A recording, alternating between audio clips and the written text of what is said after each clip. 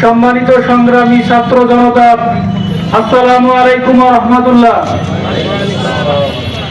সংগ্রামী উপস্থিতি, বাংলাদেশের 18 কোটি মানুষের অন্তর গত 15 বছরে যে ইতিহাস লক্ষ্য করেছে, এই ইতিহাস 5 আগস্টের কবর রচনা হলেও বাংলাদেশের 18 কোটি মানুষের অন্তরের খোরাক এখনো এদেশের বর্তমান গভর্নমেন্ট পূরণ করতে পারে নাই।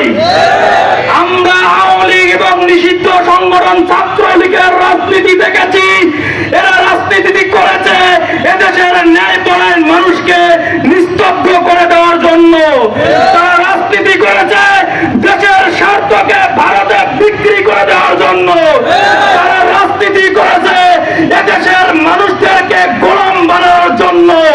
তারা রাজনীতি করেছে গুম খুন ধর্ষণের রাজনীতি করেছে। আমরা আজকের এই 18 কোটি মানুষের এটা সাক্ষী।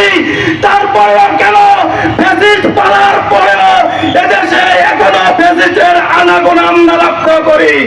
আজকের বাংলাদেশের তৌহিদি জনতা স্পষ্ট ভাষায় বলতে চায়, এ সমস্ত স্পষ্টবাদী ত্যাগী সন্ত্রাসী নরপিশাচদেরকে নিষিদ্ধ ঘোষণা করতে হবে।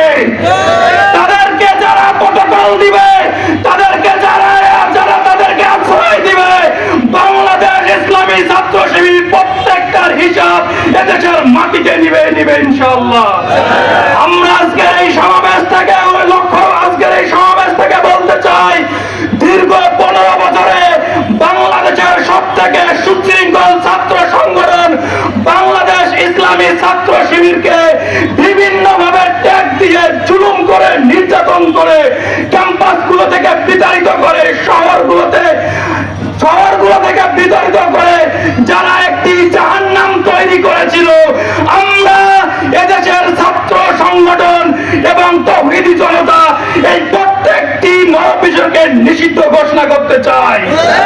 আমরা আমাদের বর্তমান সরকারকে বলতে চাই, যদি ইসলামী ছাত্র শিবিরের সকল মামলাগুলোকে খুব দ্রুত ডিসমিস করা না হয়, 24-এ আপনারা যে আন্দোলন দেখেছেন, প্রয়োজনে আবার এদেশের আপামার ছাত্র জনতাকে সাথে করে নিয়ে দুর্বার আন্দোলন গড়ে তোলা হবে।